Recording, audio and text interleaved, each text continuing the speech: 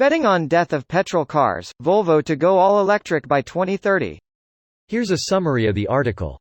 3-minute read. London, Volvo's entire car lineup will be fully electric by 2030, the Chinese-owned company said on Tuesday, joining a growing number of carmakers planning to phase out fossil fuel engines by the end of this decade.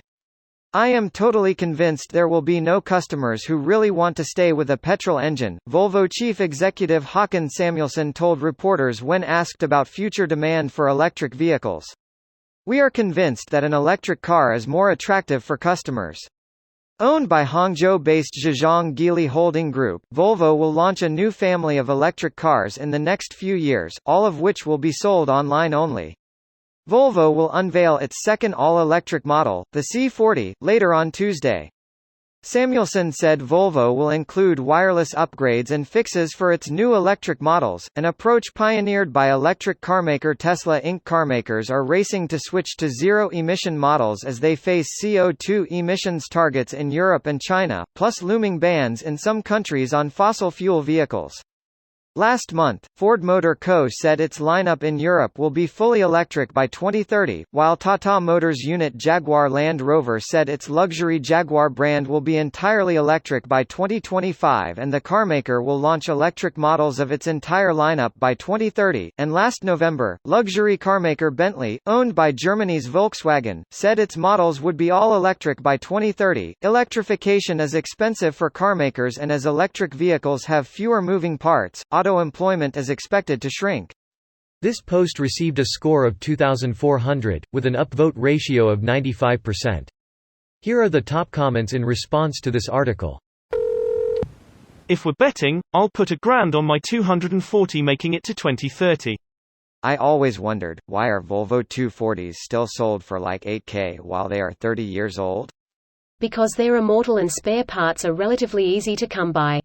If they were immortal, wouldn't spare parts be difficult to come by? Jokes aside, my buddy has a Volvo and raves about it. Accidents, bruv. There's not much to bet on, the trend is almost irreversible at this point. I've warned friends about spending $70,000 on new ICE trucks. The continued adoption of electric vehicles alone will cause demand for petrol, diesel to drop. It's likely you'll see higher prices, which will inevitably push more folks towards electric vehicles. If Tesla cracks solid-state batteries, it's game over. I'm certainly optimistic about the future of electric cars, but they won't be truly mainstream for some time. I mean, you still have so many people that hang onto the 2000 Honda Civic because it just won't die, and because they can't afford better. Once you have a good electric car that's sold for a few thousand, we can worry. There will always be a place for the ICE cars in really remote areas, and for the handful of cars that people keep as classics. Totally pulling numbers out of my ass here, I say since some places are starting to put rules against ICE cars by the mid-30s, I'll say we have a majority electric cars in developed nations by the mid-40s.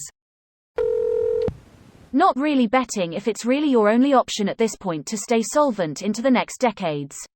Especially since a lot of countries already have laws in place banning combustion cars from 2030. They're not betting on electric cars, they're preparing to be able to continue existing. It's just pure economics 101. With all these companies planning to go fully electric in the next 10 to 15 years, what improvements are being made to the electrical grid in the US? Are we even capable of handling such a large influx in electrical demand? I'm sure it's fine, no recent news that would make me question power grids or anything. With more electrical demand, there could also be more of a push to decentralize power generation. More homeowners and commercial buildings can put up solar panels, and farmland owners can put up large wind turbines. One of the biggest businesses hit by the power outages in TX was the oil industry. Takes a massive amount of energy to extract and refine oil. You don't just pump it out of the ground straight into your gas tank. The total energy used to produce a gallon of gasoline is enough to power my Tesla for 22 miles. This video was automatically created by Reddit to speech. The article and comments in this video were selected from Reddit according to their upvotes, and any paraphrasing was performed by smmry.com, without any human intervention.